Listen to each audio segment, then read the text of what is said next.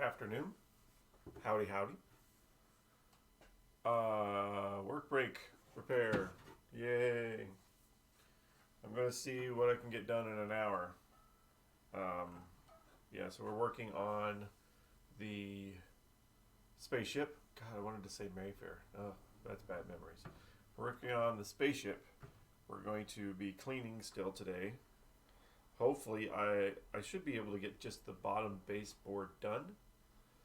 And then maybe we can, depending on how far we get, we can, what would be next? Back box or playfield? One of the two.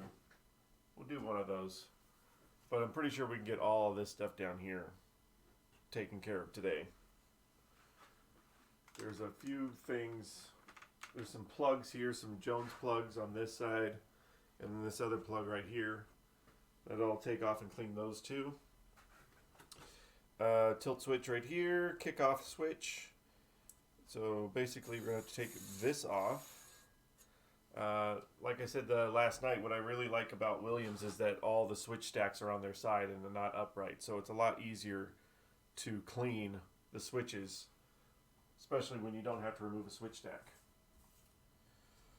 And I'll try not to spill all the alcohol in the bottom of the game today. Did that yesterday. Oopies. I pre-cut some cardboard. And I got that. The other thing I want to try to figure out, I don't know if I'll figure it out today, but I'm missing the jumper or whatever's supposed to be here for the 25-cent coin adjust. So I'm missing that and the mystery of where this guy goes. Piece of wood with the nail in it. Somewhere it broke off of something, or it's supposed to be in the side of somewhere. I don't know.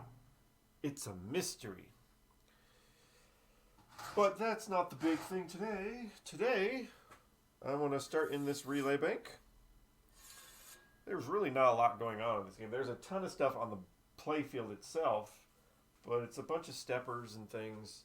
Whereas in the Mayfair, all the relay banks and stuff were all on the bottom.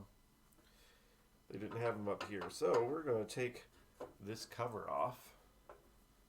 Spend the next quality hour cleaning our spaceship and discussing and talking about games. Or whatever you want to talk about. Just keep this poor guy company while he's trying to work on a machine. We already know that for the most part it works because we tested it. We just, hey! Thank you, TurboGrafx 7 is now following. TurboGrafx 7. Thank you for following. I have a TurboGrafx at home. I only have one game for it. I have a TurboGrafx. Thank you for the follow. All right, took the cover off. So the big thing down here in the bottom. Zoom in on here. So here's our lock. This one is going to be brown. That's normal. It's always going to be brown because it's the one that stays on the entire time. However, it's working, so I'm not in a rush to get a new one. But I'll keep it in mind because I like to have a spare lock coil sitting in here because that's the main one. It looks like it says Z31 on it. But all these under here are just single switch stacks, so I shouldn't have to do much. Besides the fact this cover probably did a lot of protecting too. So that's a good little thing they added on there instead of just sticking it. Sticking it where it counts. All right. We are not going to spill the alcohol. We are not going to spill the alcohol. We're not going to spill the alcohol. Get a bunch of these guys. These are my little cardboard strips. Like I say, I cut these out. We have a whole bunch of these where we work, our ticket books at the restaurant. If you don't have this, you can just use cardstock or like, you know, what they would use for a business card or whatever. Just cardstock type stuff. Cut them up. The biggest drawback on these is that they are brown, so you don't get to see how extremely dirty they are. It gets masked by the brownness of the paper. I may have to take this hinge off just to get, let's go down here, see where the camera lines up. Oh, that's a good spot for the camera. I may have to take this off so I can get to that switch and clean it off. TurboGrafx 16. That's, I wish it would have made it, because back in the day, that was kind of cool. That the TurboGrafx 16, you had the same cartridge would play in the portable version and the home system. And I always thought that was really cool. And then by the time they had a version for like Sega Genesis, it was on its way out, the Nomad. So you can play Sega Genesis games portable. But I have an EverDrive that has all the Sega Genesis games now. I need to get one for my Nintendo. Get an EverDrive for that. See how dirty? See how dirty this gets? Remember we cleaned underneath the score motor yesterday and saw all that beautiful wood.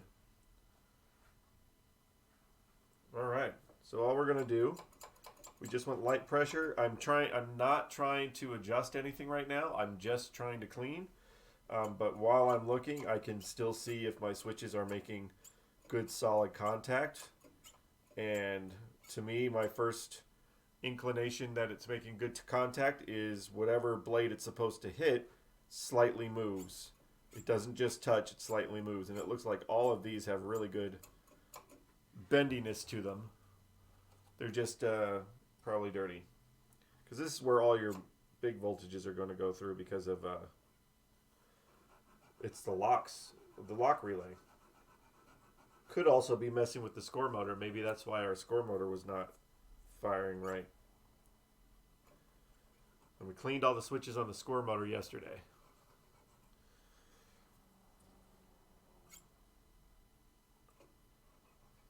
Not a lot of pressure, just enough to rub up and down on the contact and get that gunk off. The alcohol will eat away at it. And you're using isopropyl alcohol, so because that dries quicker, so you're less likely to ignite something if you were to turn it on. But I still would wait until it's absolutely dry inside. Another way to do this is to take this entire baseboard out and put it on your bench so you don't have to lean over the machine, but who cares? I can lean over a machine. I'm not that old. What do you mean that old?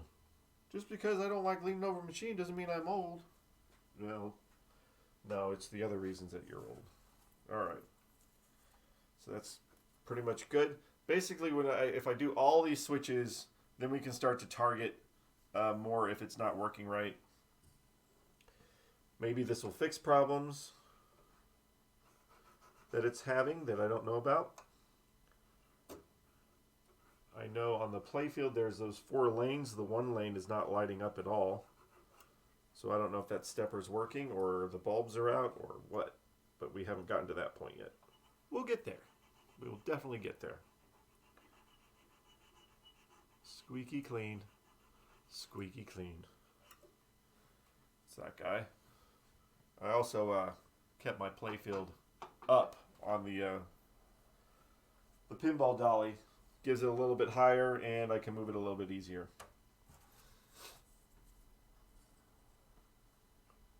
Alright. Need to clean that tilt switch too. The kickoff switch, that's what this guy is right here.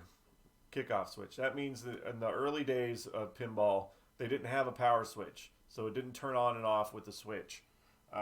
You plug it in, and some of them you push the left flipper or you put in a coin and it would light everything up. This one is not that way. But there was no power switch. But you could shut it off, kind of shut it off, by hitting the bottom of the cabinet. Some people would kick it. And some people would hit it. But either way, that was the way it would hit this, and it would shut it off. But it doesn't completely shut it off. There's still power going to your transformer. It just makes the functions off, lights off, and functions off. So if you do have one of these without a power switch in them, I recommend putting a power switch in or putting it on a strip with a switch. So you do not use that kickoff. The kickoff is not a good idea. It maybe have been necessary back in the day, but it's not a good idea. Let me turn my hat around so I don't block the camera with my hat as much. Anyway, how's the Wednesdays in the world wherever you are? I'm on my break from work, which is right next door for me. So I'm coming over here to clean.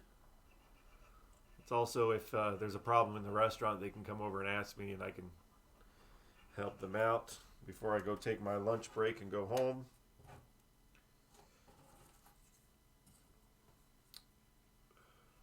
I try not to use my piece of cardboard more than once per side. Doesn't mean that I don't, I just try not to. I like the squeaky sound. Squeaky sound means I've got good grip. And just go up and down with that, yeah. Nowhere near as dirty as a switch stack that's sitting vertically. Good thinking, Williams.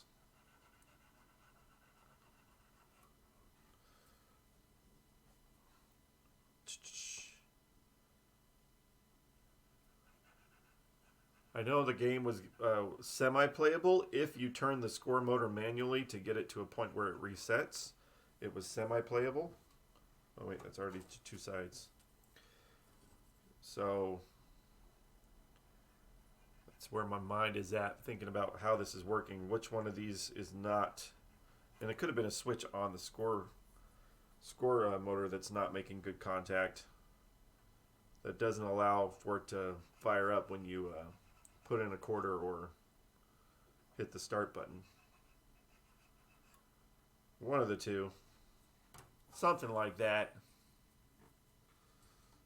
Last one on this stack.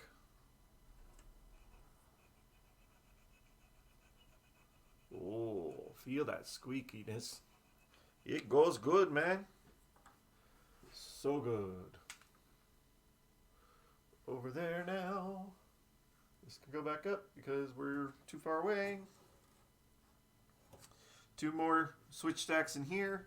These two, I need to try to clean or push in the pins on these connectors here too, which you can't see on camera, but they're the Jones plug connectors. This is a make break on this first one. You gotta watch those make breaks at the ends because they tend not to be touching the right way, especially if a wire can get snagged on them. That's not a lot of pressure. You can also use a little needle nose pliers to kind of hold them together, but I'm trying to avoid that because I don't want to accidentally bend the switch unnecessarily. Get in there. Rub it good. Oh yeah, that's what we want.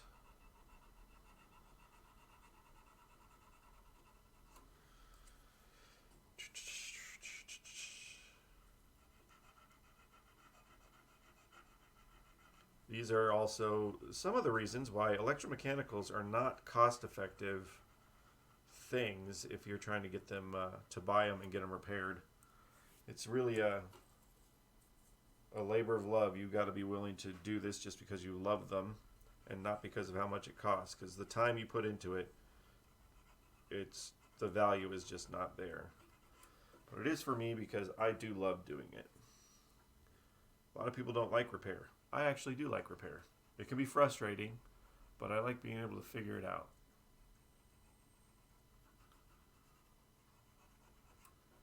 One more. Using a lot of alcohol. Yeah, I am. But I'm not worried. I'm not turning it on soon. Squeak. Squeak.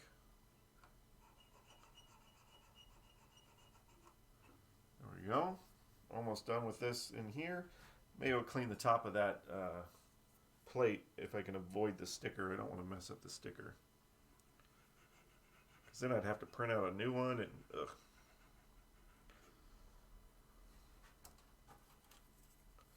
All the things. Last one. Come on, buddy. Get in there.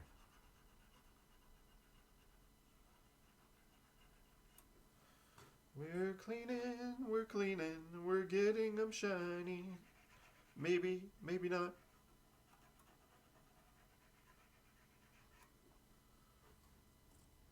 Can't say that I can report there's a lot of grime on here, but that's, like I said, is expected. They're on their side and they're covered.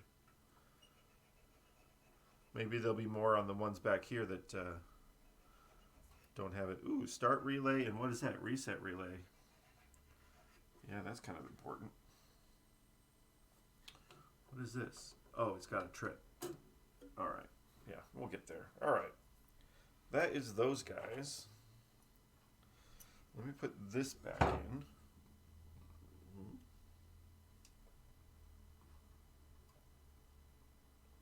Same screw hole.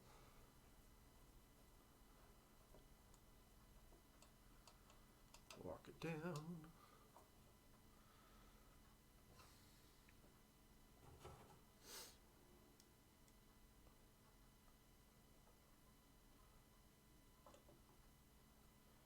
I was thinking about designing my own pinball machine, but I'm not sure how to go about doing that. I saw some videos, but I'm trying to think of a pinball machine that has never been done before, and I'm trying to think of the physics, and like, I don't know if you can do some of those effects that I want to do, because I want to use pinball machine parts in different ways that have never been used before, and I also want to do different movements of parts that I don't know if have ever been used before. I mean, I can always see if I can try to look it up to see if it's been done before, but I doubt it, and I don't want to talk about it too much because I want it to be my idea.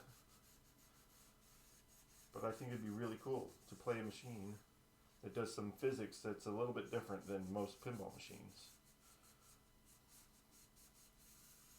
Try to clean that off, and I do not have. Hold on. I'm just going to use a little bit of sandpaper, I think, to try to see if I can clean off some of this stuff.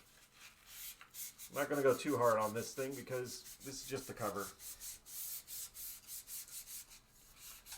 And I don't want to mess up the sticker.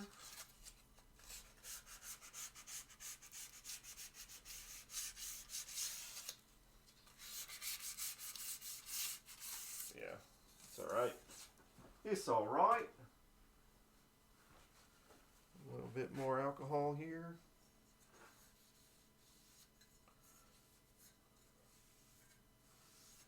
Give it some of its 1960s shine. Alright. At least we know which way it goes. Lock relays up there. Like that. Make it happen.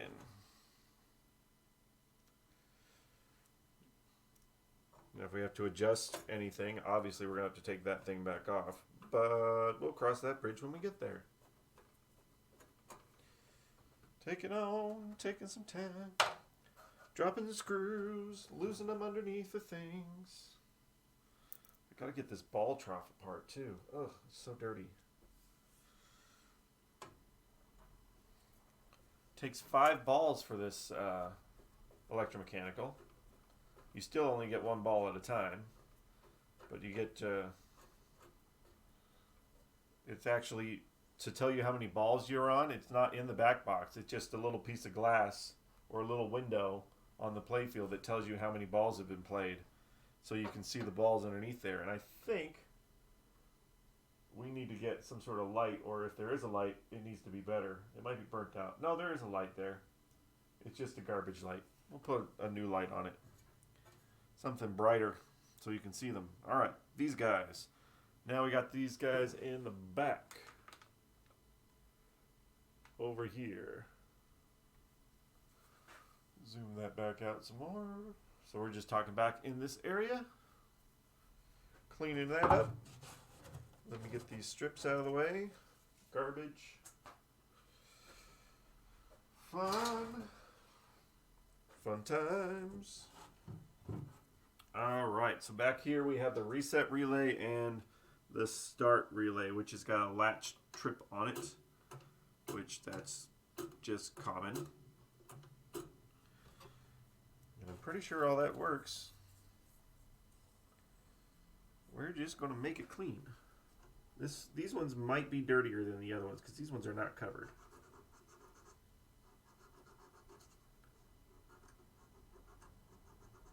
I like that at least the labels are still there. A lot of times these labels fall off. Then you have to go off the schematics. Oh, what? Remember? Oh, man, the Mayfair. That happened in the Mayfair. So there was the labels that were labeling all the relays in the Mayfair that were all down below. And if you watch that one, man, we got so confused by what was happening. Like relays were locking on that shouldn't have been locking on based on the freaking labels. And what they had done, somebody had put the label strip in backwards, stapled it to the wood backwards, and we had to take it up and flip it around. And all of a sudden, things started making sense again. I'm like, who put the freaking label strip in backwards? But man, I don't know how long we spent on that trying to determine what was going on. But was not expecting the label strip to be in wrong. Because that one didn't have the lock relay and stuff on it, so it wasn't obvious. Because like this one's pretty obvious, it's the lock relay. It's brown. But that relay bank or set did not have that, and it was, oh my gosh, the moment that was realized that it was backwards, euphoria, being able to now determine what to do. It's like, why is this relay locking on? Why is this one not? What is going on here? Who put this in backwards? And I'm hoping that wasn't the manufacturer put it in backwards. Hoping it was just some idiot put it in backwards. Idiot. Moron. Lesser known. It's that guy, reset relay. You love that reset relay? Okay. Now, lock relay.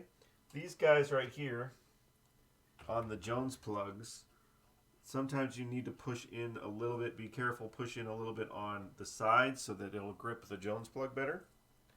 I also need to set up my Jones plug cleaning tool, which is basically a piece of wood, which I don't have any right now. I need to go to the store. Oh, no, there's one over there.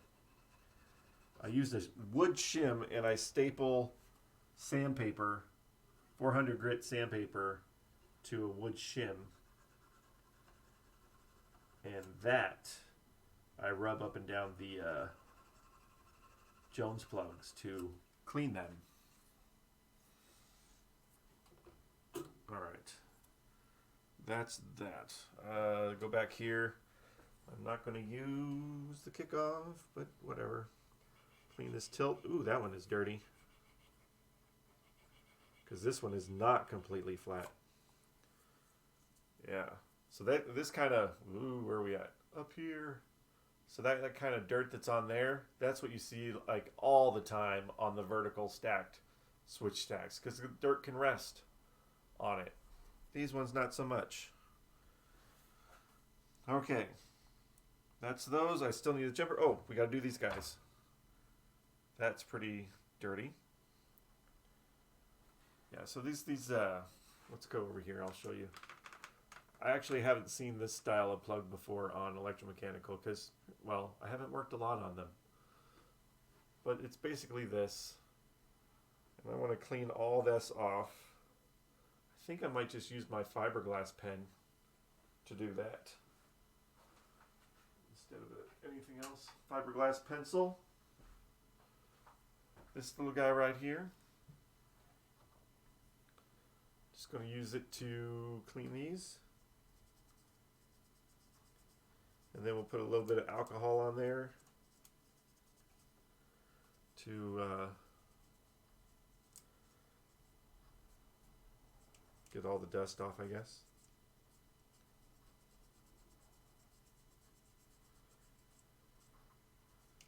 I got this thing for PCB boards on arcade games. Comes in handy.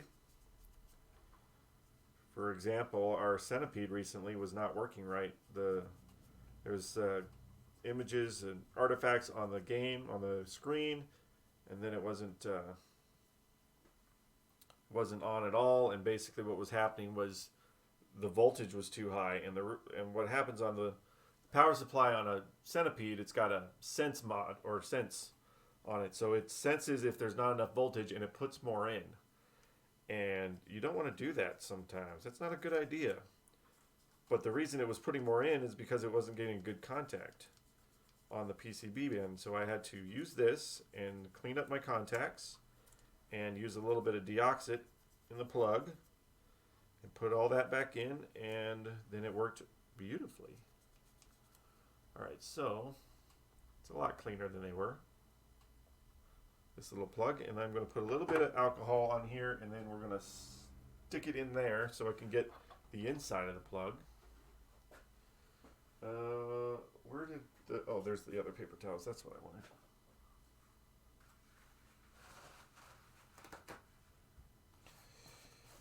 This is the ball trough.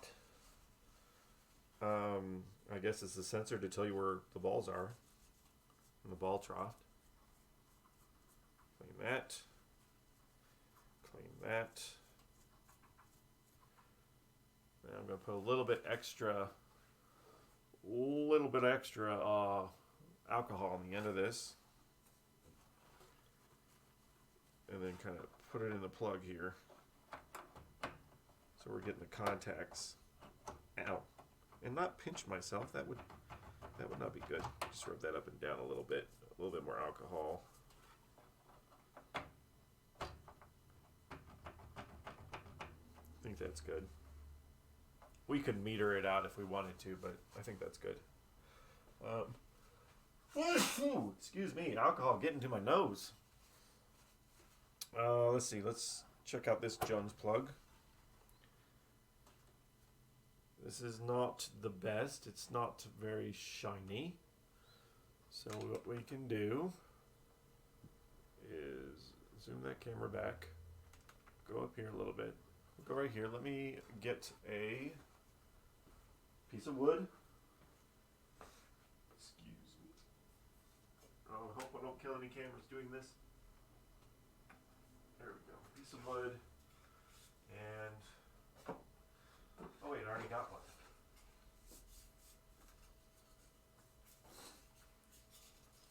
I got one that's got one on there. All right, so this is what I'm basically using. This is a wood shim that you can get at Home Depot, Lowe's, or whatever hardware store. And then I stapled a piece of sandpaper on there, which this one's still pretty good. So I have a nice flat surface to sand this by. Ooh, not like that. Go this way. There we go. And it also will get in between. So you go all the way to directions.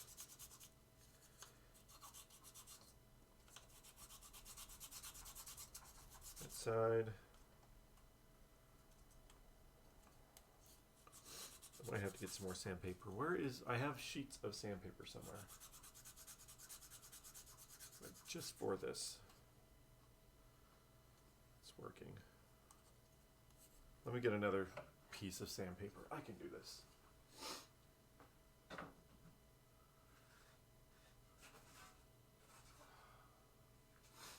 What did I do with it? Where are the sheets? Oh, there they are. Found them. Underneath my stern hat. There we go. Pieces of sandpaper. Just tear this off. 400 grit, that's what we got. 400 grit sandpaper. And I will cut a piece out.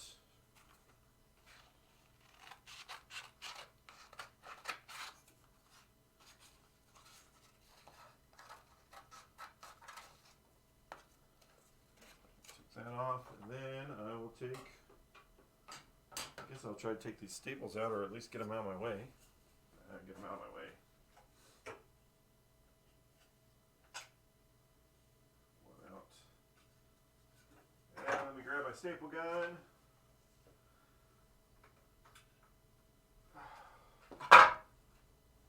Easiest way to do this is a staple gun. I've got a piece of wood on the floor. That's what I'm going to use to hold it on. Ooh, not like that. Break the piece of wood. Let me get this one. Take two.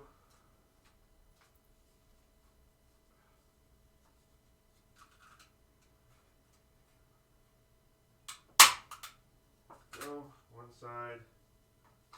And the other side's thicker, so I don't have to worry about it. All right. There we go. Got a new one. Back where I was. 3.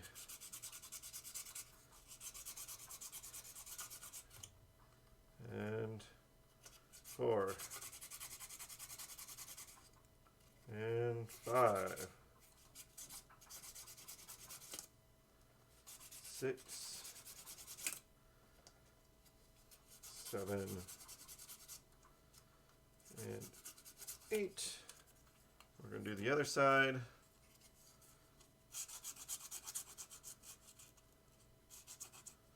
1, come on. 2, 3, 4,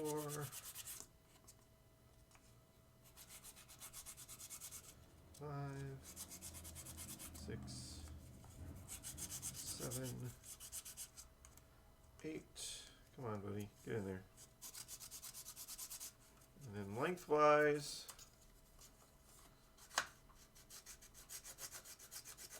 1. If I can get it in there. Oh, can't get it on that side. Oh well. 3 sides is better than none.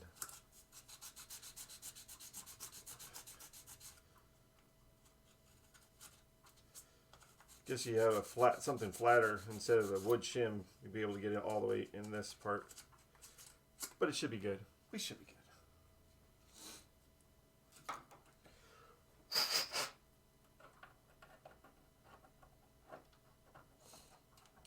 I'm not going to worry about the continuity unless it's a problem later. It fits. It sounds like it fits pretty tight in there anyway. All right. That is that. Let me get this stuff out of here. Just kind of see where we're at. Maybe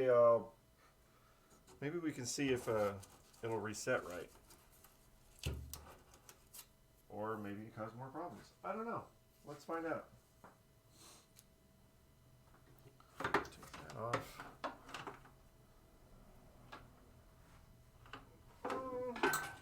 If you missed the stream where we actually did the ground and new power cord, it's on Twitch still, where we put a brand new wire and grounded the machine. That's on Twitch. Alright. Now, let me get the play field, put it back in, and see if anything has reset, because, you know, there's still a lot of ways to go. We can at least check our progress. Playfield music, lifting. Oh man, it's never any lighter than it ever is. Oh my gosh.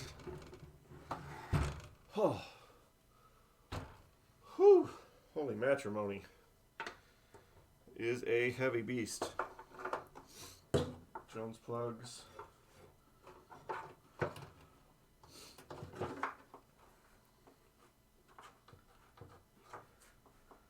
Sure, they only go in the one way. Just make sure you copy. If you have a bad memory, make sure to take pictures before you ever undo your Jones plugs. This guy.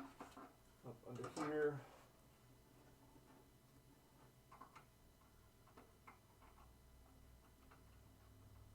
Right. Get in there. There we go. All right, now I need my power strip thing, which I said I had, and now I can't quite see where it went, so I'll use this one. I always have more than one. That off, that off, that off. And put that in there. So what I want to see is if it's resetting right. All right, let me make sure. We have no alcohol everywhere.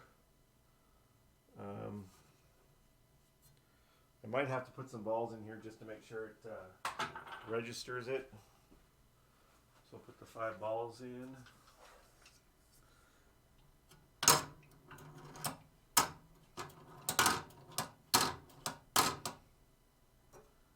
One, two, three, four, 5.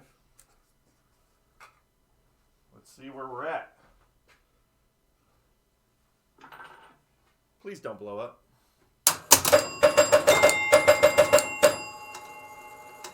Well, the spur motor is just going. But that's okay, that's more than it did before.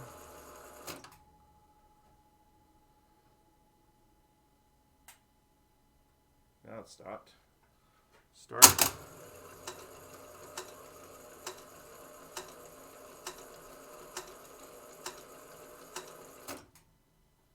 Yeah, well, at least it's starting on contact here. The start button.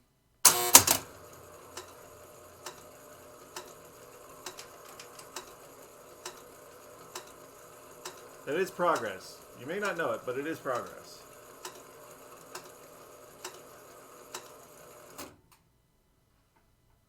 Some things might also be because it's sitting upright. All that's open. Either way, I like how quiet the score motor is. Oh my gosh.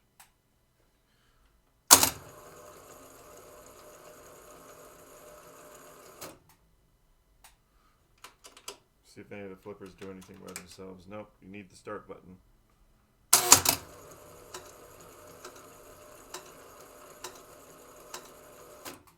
Nice. Let's set the playfield down for a sec. Don't hit cameras with the playfield. Ooh, that does not sound good, but it's okay. Slide back.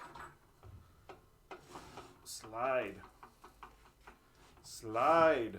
Slide. All right.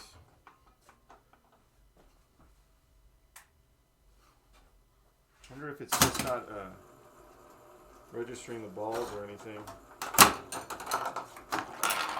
See what happens up here. That did something. Stop the score motor. Hey, that's a really cool angle on the one camera on the other side.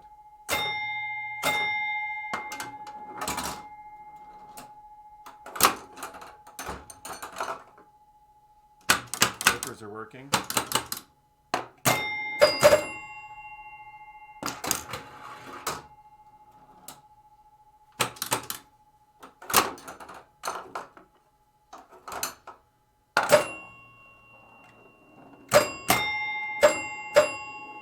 Scores are changing up there.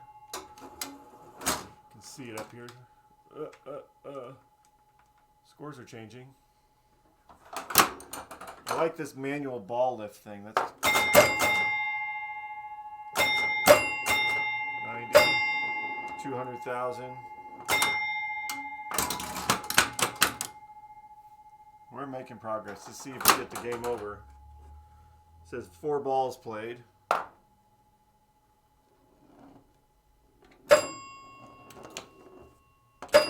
Rollovers, target, target.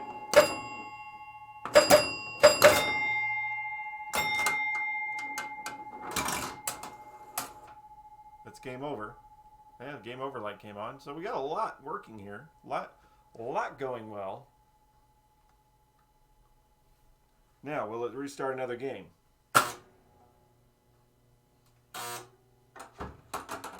Nope. All right.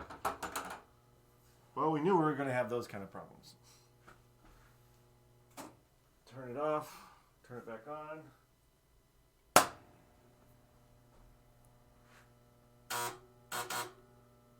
Still locked. Cool. I don't know. I accomplished something, I think. But yeah, the balls played are right here. It's really, really different. I haven't seen a ton of machines yet. I'm still kind of new at all this. That's pretty cool. It's right here. And then you can see the balls down there. There is a light that shines on them to be able to see them. And a little mirror, I guess. Yeah, a slight little mirror. But anyway, clean the bottom. And I think that it's still pretty much where it was before I cleaned it. So I think we haven't caused any more problems. So what do we have? Tomorrow's Thursday night. Maybe get started cleaning inside the back box. Clean in there, and then got to clean the play field, and then we can start breaking out schematics and checking it all out, which I got from Pinball Resource. Like the only place you can get schematics for this machine.